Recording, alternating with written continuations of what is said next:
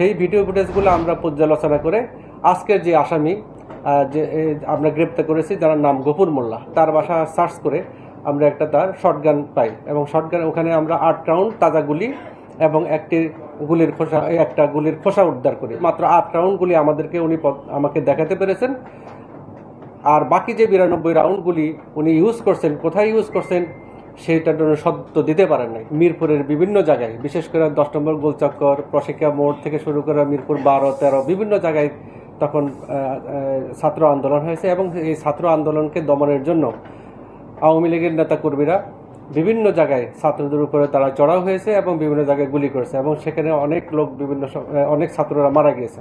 টাইলক্স, যার antibacterial agent টয়লেটের কোনায় কোনায় পৌঁছে 99% জীবাণু ধ্বংস করে। টাইলক্স টয়লেট ক্লিনার, ক্লিন মানেই টাইলক্স। সেই ঘটনার প্রেক্ষিতে আমরা শামীম হাওলাদার নামে একজন ছাত্র মারা গিয়েছেন। এই ঘটনাটা ঘটে 20 জুলাই। এর পরিপ্রেক্ষিতে মামলা হওয়ার প্রেক্ষিতে আমরা মামলার সকল আসামিদেরকে বিচার বিশ্লেষণ করে এবং বিভিন্ন প্রিন্ট মিডিয়া এবং ইলেকট্রনিক্স মিডিয়ার সংবাদগুলো পর্যালোচনা করে আমরা ওই সময় কারা হামলা করতে পারে ওদের কিছু ভিডিও ফুটেজ পাই। আমরা সেই ভিডিও ফুটেজগুলো আমরা পর্যালোচনা করে আজকের যে আসামি যে আমরা গ্রেপ্তার করেছি, যার নাম গফুর মোল্লা, যিনি রূপনগরের বাসিন্দা এবং রূপনগর থানার উনি সহসভাপতি, ওনাকে আমরা আজকে ভোরবেলা প্রায় 3-3:30টার দিকে আমরা তাকে গ্রেপ্তার করি এবং তার বাসা সার্চ করে আমরা একটা তার শটগান পাই এবং শটগান ওখানে আমরা 8 রাউন্ড তাজা গুলি এবং একটা গুলির খোসা উদ্ধার করি, যেটা ইতিপূর্বে ইউজ হয়েছে, এবং তার লাইসেন্স এবং সকল কাগজপত্র পর্যালোচনা করে অস্ত্রের যে দেখা যায় যে সেখানে বিভিন্ন সময় সে 100 রাউন্ড গুলি ক্রয় করেছেন। এর মধ্যে মাত্র 8 রাউন্ড গুলি আমাকে দেখাতে পেরেছেন, আর বাকি যে 92 রাউন্ড গুলি উনি ইউজ করছেন, কোথায় ইউজ করছেন সেইটার জন্য সত্য দিতে পারেন নাই।